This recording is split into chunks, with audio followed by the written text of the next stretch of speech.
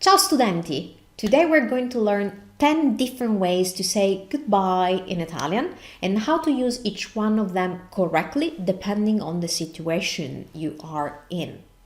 So let's start with the first one, which is quite known, and that is arrivederci.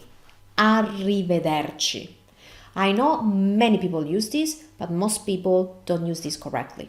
You have to keep in mind that arrivederci is quite formal.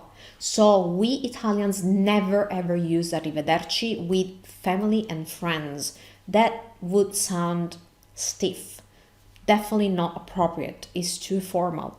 So when do we use arrivederci? We do use arrivederci in more formal contexts, like for example, if we are saying goodbye at a restaurant or at a shop, there you can use arrivederci. It's quite nice, but don't use this with family and friends. The second one is ciao ciao. I don't know if you have noticed that, but sometimes we Italians double words. One example is this with ciao. We may say ciao ciao. If you use one ciao, that's usually mostly used to say hello. And if you have missed that, go check out my video on the different ways of saying hello in Italian, which is the companion to this video. So one ciao is usually hello, but two ciaos, ciao ciao, means goodbye. And it is very informal, so we mostly use with friends and family. Va bene? All right? Okay, let's see another one. That's buona giornata.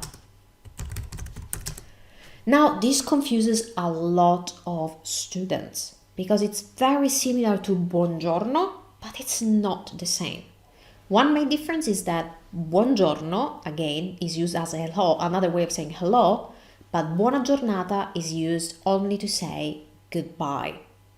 And what you're actually saying with buona giornata is have a great day. So that's why it's a farewell. It's a way of wishing someone to have a good rest of the day after your meeting. So remember, buongiorno, hello, but buona giornata, goodbye. And it's neither too formal nor too informal, so you can use this with pretty much everyone, and it's very nice and kind. Okay, another one is buona serata. This is the equivalent of buona giornata, but we use this when we are saying goodbye to someone and it's the evening or the night. Buona serata. By the way, remember that we use the nouns for the parts of the day differently than in English. So for example, buona serata works also if you say that at 7 p.m. Although that in English may be night, in Italian that's still sera, so we can use buona serata. If you're confused about this or you don't know anything about how to name the different parts of the day correctly in Italian, please go check out my video on this exact topic. I'm going to leave it in the description below. Okay? Bene. Let's move on with more ways of saying goodbye in Italian. Another one is ci vediamo. This is very much used. Ci vediamo. That means see you soon. So it's very nice. It's a little bit informal. I would use this more with friends or people you are familiar with. So it's a way of saying see you, see you. Okay, another one is that's very much used is a presto. We use this even for written communications. A presto, like for example to close an email. A presto. That literally means to soon. So it's another way of saying see you soon.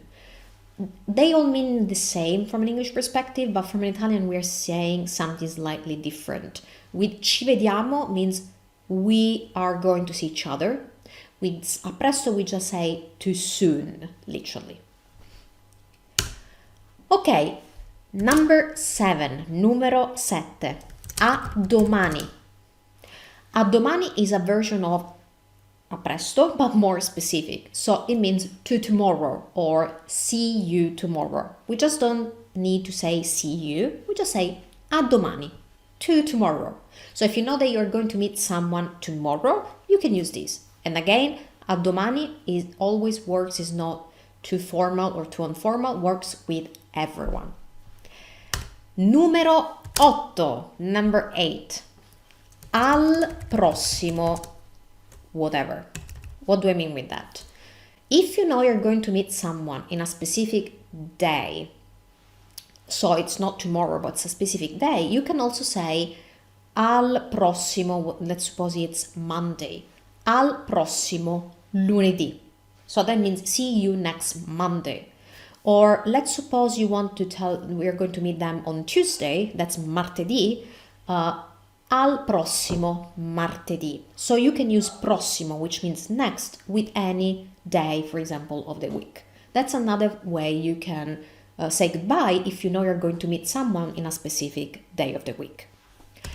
Now, similar to al prossimo lunedì, martedì, mercoledì, you can also say alla prossima settimana. So, see you next week. Remember, prossimo means next. So, alla prossima settimana means next week, and you can use this whenever you know you're going to meet someone again next week. Another one is, and the last one is similar to this but more generic, and this is very much used for us Italians, is slightly informal, slightly. Alla prossima. Alla prossima. This literally means to the next. So, to the next time we meet. So, it's another way of saying see you next time. This is very generic. You may not know when the next time will be. This still works. To the next time. Alla prossima. Here you have it. 10 different ways of saying goodbye in Italian and how to use each one of them correctly depending on what you're actually saying and the situation you're in. I hope you enjoyed this video and you will put this into good use. Until next time, or alla prossima. Ciao ciao!